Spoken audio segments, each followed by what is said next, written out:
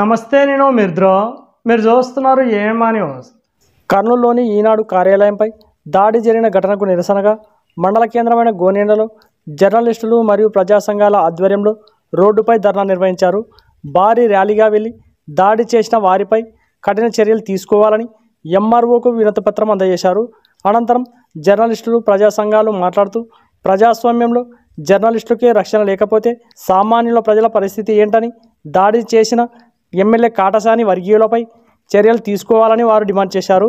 మొన్నటి రోజున మద్దికెర, రాప్తాడు, నిన్న ఏకంగా ఈనాడు కార్యాలయంపైనే దాడి చేశారంటే రాష్ట్రంలో పరిపాలన ఎలా ఉందో అర్థం చేసుకోవాలన్నారు. ఇప్పటికైనా ప్రభుత్వ అధికారులు స్పందించి దాడి చేసిన వారిపై కఠిన చర్యలు తీసుకోవాలని వారు డిమాండ్ చేశారు. ఈ కార్యక్రమంలో జర్నలిస్టులు, జనసేన, టీడీపీ, కేవీపీఎస్ ప్రజా సంఘాల నాయకులు పాల్గొన్నారు.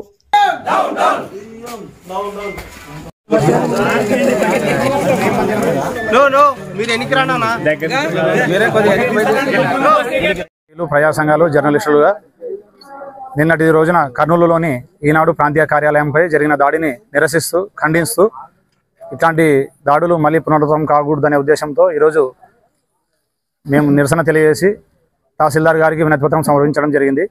అట్లాగే గత కొద్ది రోజులుగా రాష్ట్రంలో పరిస్థితులను గమనిస్తే జర్నలిస్టులపై రోజు రోజుకు దాడులు పెరిగిపోతూ ఉన్నాయి. మొన్న అనంతపురంలో, మరి అటు మొన్న అమరావతిలో, మరి నిన్న కర్నూలు ప్రాంతీయ కార్యాలయంపై, అట్లాగే నిన్ననే మరి మద్దికెర ఆంధ్రజ్యోతి విలేకరిపై ఇలా రోజు రోజుకు దాడులు అనేవి పెరిగిపోతున్నాయి. రాష్ట్ర ప్రభుత్వం అధికారులు స్పందించి విలేకరులపై జరుగుతున్న దాడులను నియంత్రించి వారికి రక్షణ కల్పించాల్సిన అవసరం ఎంతైనా ఉంది. మరి వాస్తవాలను వార్తలుగా రాసి ప్రజలకు దృష్టికి తీసుకుని వెళ్ళే విలేకరులపైన దాడులు చేయడం అనేది ప్రజాస్వామ్యంలో చాలా హేయమైన చర్య.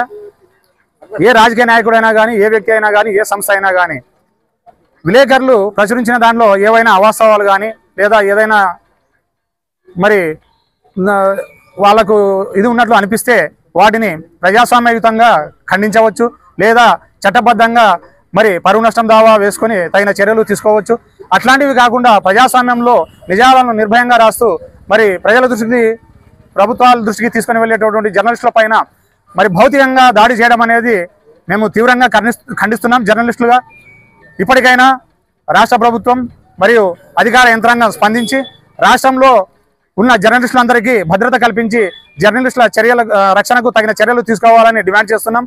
దండు కాజా, ఆంధ్రప్రదేశ్ వర్కింగ్ జర్నలిస్ట్ ఫెడరేషన్ తాలూకా ఉపాధ్యక్షుడు.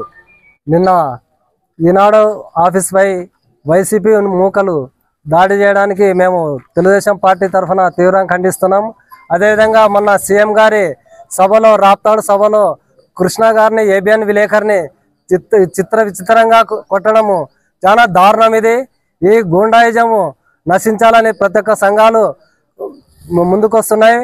అదేవిధంగా నిన్న గుణశేఖర్ మద్దికెర గ్రామ మండలం సంబంధించి విలేకరిపై దాడి చేయడం అమానుషము. కాబట్టి ఈ వైసీపీ పాలనలో చాలా గూండా రాజకీయాలు, ఈ విలేకరులపై దాడులు చాలా జరుగుతున్నవి.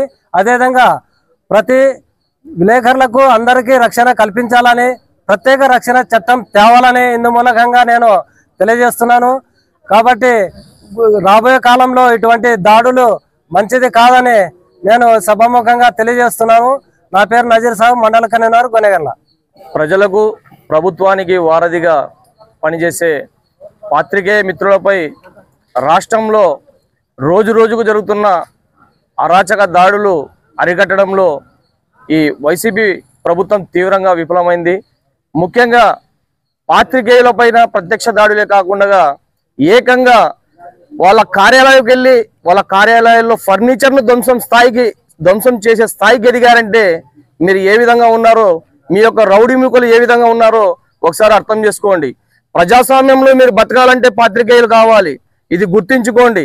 ఎందుకంటే ప్రజాస్వామ్యంలో ప్రభుత్వాలు ఉంటాయి, పోతుంటాయి, కానీ పాత్రికేయులు మాత్రం శాశ్వతంగా వారి సమస్యల కోసం నిరంతరం పోరాడుతూనే ఉంటారు. కాబట్టి పాత్రికేయ రంగాన్ని కాపాడాల్సిన బాధ్యత ప్రతి ఒక్క ప్రభుత్వాలపై ఉందని చెప్పి ఈ సభాముఖంగా తెలియజేస్తున్నాను. ఈ దాడి చేసిన వారిపై తక్షణమే చర్యలు తీసుకునే విధంగా కఠినంగా శిక్షించాలని చెప్పి జనసేన పార్టీగా మేము డిమాండ్ చేస్తున్నాం. నా పేరు గానియా భాష, జనసేన పార్టీ నియోజకవర్గ మీడియా ఇన్ఛార్జ్.